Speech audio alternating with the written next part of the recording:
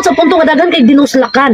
Sa iya man gyud tong kalagot jud ko no. Pati man jud ko no niyang laguta. Kung sa may rason nung nag-away man sila nung pertir mo yung nagita. Ang nabugho lagi.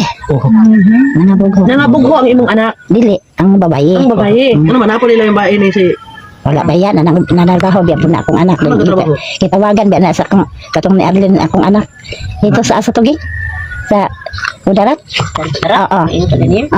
Dito siya magulang. Kontraksyon ilang trabaho. Unya, uli taong kay alam ngugugan naman ang magulang. Ulian na lang na dito kapati naman yung isuga. Uli siya. Wala ba isa ka ng record? Kanyan to? Ano sa yung record? Ano yung mga anak mo? Ano sa record ano niya sa kanyan to?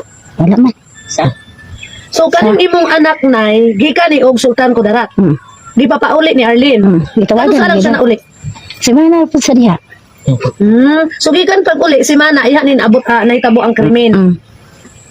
So, nay, imo man yun na istorya mong anak kung sa mga iyang gibati nga iyang nabuhat ang mga krimen, doon na ba siya pagmahay? Mahay jud. Mahay siya nga iyang gibuhat inana. Iya pa yung gi-appeal ang tulo ka mga Gani. minor de edad. Hindi ko na konsensya ka no nga kuan kay imo mong giapil itong mga bata.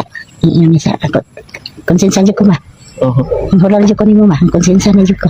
So, nakita na to ang imong anak ngay, ito man yun sulod sa prisuhan kini mong suspect nga mibuhat sa brutal nga pagpatay sa kainguntag usa ka pamilya dito sa Purok 5 Barangay Litapan sa sa lungsod sa Josefina. Kining imuhang anak wala ba ni ingon nga history nga nalisuag mayong Wala man. paisik mayor yun siya. So aware siya sa iyang gibuhat o pagkamatay.